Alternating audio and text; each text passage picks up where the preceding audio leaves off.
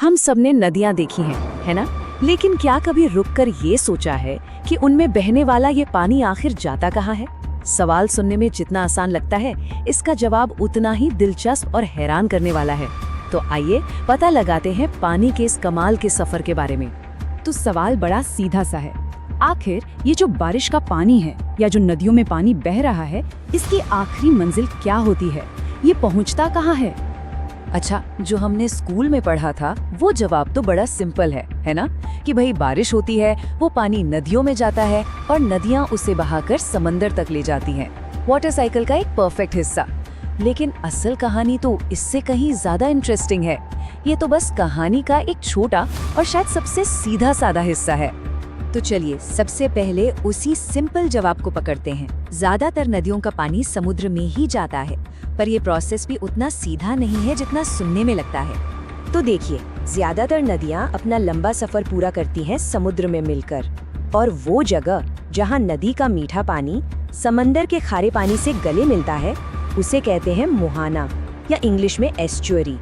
ये एक ऐसी डायनामिक जगह है जहां दो अलग अलग दुनियाएं आकर मिलती हैं। लेकिन ये मत समझिए कि ये मुहाने बस एक एंडिंग पॉइंट है। अरे नहीं, ये तो इकोलॉजी के पावर हाउस होते हैं। ये पानी में घुली गंदगी और पोल्यूटेंट्स को फिल्टर करते हैं। इनके पौधे किनारों को कटने से बचाते हैं, और तो और तूफानों के खिलाफ एक नेचुरल दीवार की तरह काम करते हैं। और शायद इनकी सबसे जरूरी भूमिका, इन्हें अक्सर समंदर की नर्सरी कहा जाता है। पता है क्यों? क्योंकि अनगिनत समुद्री जीव जंतुओं की जिंदगी की शुरुआत इन्हीं सुरक्षित और पोषक तत्वों से भरे पानी में होती है। मतलब हमारे महासागरों की सेहत सीधे सीधे इन मुहानों की सेहत से जुड़ी हुई है। लेकिन तब क्या होता है जब इंसान इस नेचुरल सफर के बीच में आ जाता है? जी हाँ, यहीं पर कहानी में एंट्री होती है बांधों की, यानी डैम्स की। जरा इस कंपैरिजन को देखिए।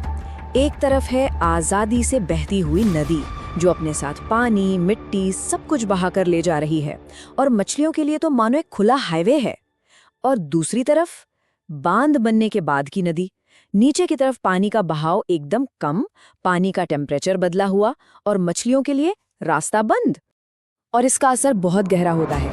सोचिए, दुनिया की 60% से ज्यादा बड़ी नदियां आज बांधों की वजह से रुकी हुई हैं। नतीजा, पानी का बहाव घट जाता है। स्नो ट्राउट और महासीर जैसी मछलियां या तो कम हो गई हैं या बिल्कुल गायब। और बांध से जो पानी छोड़ा जाता है ना, वो अक्सर बहुत ठंडा और उसमें ऑक्सीजन की कमी होती है। ये नदी के पूरे इकोसिस्टम को ही बदल कर रख देता है। तो अभी तक हम पानी के उस सफर की बात कर रहे थे जो हमें अपनी आंखों से दिखता है। लेकिन क्या हो अगर नदी का सफर अदृश्य हो जाए? ये सवाल एक दिलचस्प ख्याल सामने लाता है। जरा सोचिए, क्या हो अगर पानी सतह से ही गायब हो जाए? आखिर वो जाता कहाँ है? तो जवाब है नीचे, जमीन के अंदर।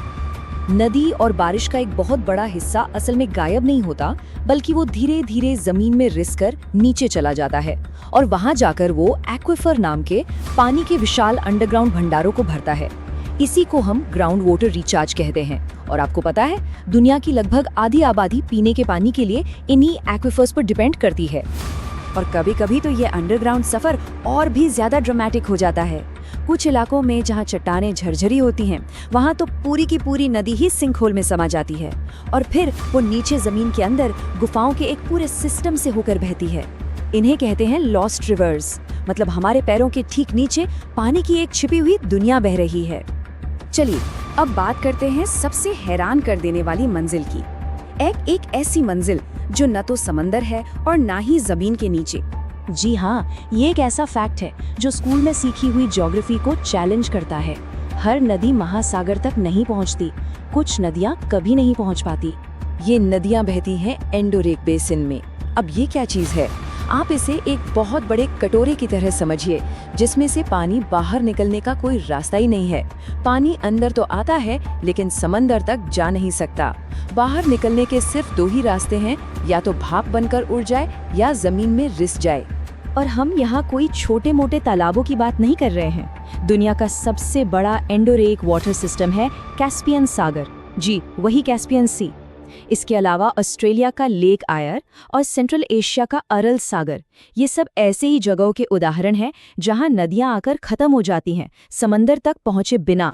लेकिन चारों तरफ से बंद होने की वजह से ये सिस्टम बहुत ही ज्यादा नाजुक होते हैं। सोचिए, बाहर निकलने का कोई रास्ता नहीं है, तो जो भी पॉल्यूशन इन झीलों में आता है वो वहीं फंस जाता है और धीरे धीरे जमा होता रहता है।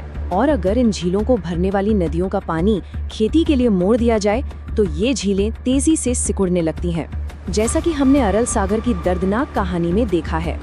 तो हमने पानी के 4 अलग-अलग सफर देखे। एक जो समंदर तक जाता है, दूसरा जिसे बांध रोक लेते हैं, तीसरा जो जमीन के नीचे चला जाता है और चौथा जो एक बंद बेसिन में जाकर रुक जाता है। पर सवाल ये है कि ये जानना हमारे लिए इतना जरूरी क्यों है? ये कोट इस सवाल का बिल्कुल सही ठीक जवाब देता है।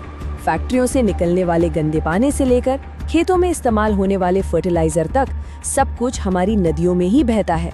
मतलब नदी में हम जो कुछ भी डालते हैं वो उसे अपने साथ बहाकर ले जाती है। तो फिर चाहे नदी की आखिरी मंजिल मछलियों के लिए जरूरी मुहाना हो या हमारे पीने के पानी का सोर्स कोई एक्विफर हो या फिर कोई नाजुक सी एंडोरेइक झील, हमारा डाला हुआ कचरा और पोल्यूशन पानी के साथ साथ वहीं तक सफर करता है।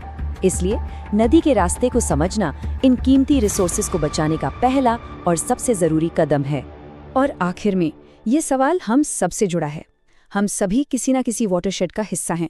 तो अगली बार जब बारिश हो या आप किसी नदी के पास से गुजरें, तो एक पल रुककर सोचिएगा जरूर कि ये पानी कहाँ जा रहा है और अपने इस लंबे सफर में ये अपने साथ क्या क्या लेके जा रहा है।